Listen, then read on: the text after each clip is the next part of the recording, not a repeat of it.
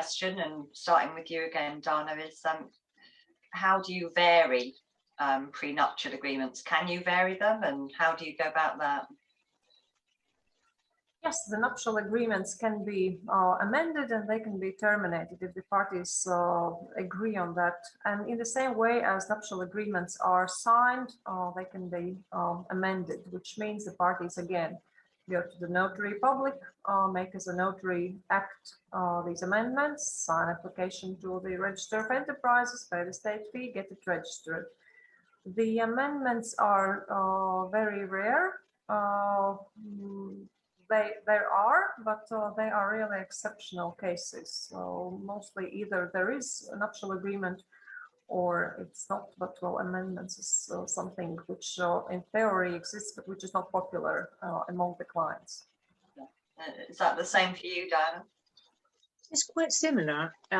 Yes, it's not very common to amend the nuptial agreement, but what is quite common these days is to replace the matrimonial regime that they had, the couple had the marriage, they had it from the marriage at the beginning of the marriage. As I said, it was by default the community of joint assets, which is some kind of, it's 50-50, with the particularity that in Spain, all the assets before the marriage are ring-fenced. I mean, the community of joint assets starts only, all the assets acquired from the date of the marriage until the marriage finishes. So anything that you own, any of the parties, any of the spouses own before, that belongs to them and it is not taken into account. So that's ring-fenced, yes. But these days, yes, you can replace the matrimonial regime at any time. You have to execute again a public deed, a nuptial agreement, and you always have to do it before a notary, always. The spouses, what they can do is they may liquidate the community of joint assets and they can start a new regime.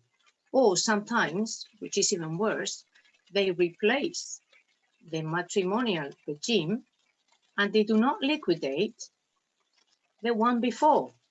So at the time of the breakup of the marriage, we find two different matrimonial regimes that we have to deal with. And the notary doesn't tell them. I mean, they're not informed. Lawyers, they need lawyers. Is it easy in British Columbia to vary? It's absolutely easy.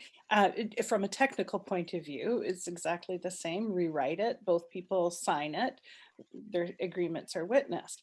And what I explain to people is that it's easy to do and almost impossible to do in practicality, because the only time people want things changed is because they're not working for one person or they're fighting. And so the likelihood of somebody agreeing to vary an agreement voluntarily is so low as to be functionally impossible. So I always give my clients the one kick at the can speech, that they need to know that when they sign this is their one kick at the can. It needs to be right the first time, because the likelihood of somebody agreeing to change it is so low.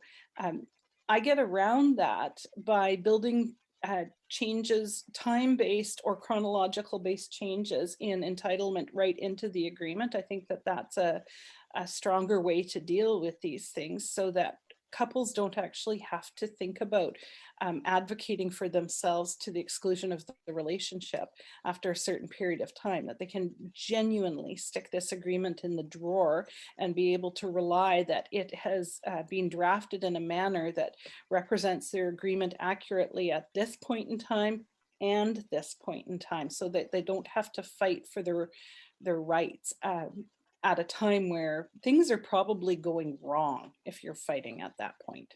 Yeah, I mean, the cases where I've had them, very rare, as you say, tend to be where one party, maybe the party with money, has committed adultery and is wanting to kind of maybe rejig the agreement and make it a little bit more generous to keep the marriage on track, but, you know, not a healthy scenario, as you say.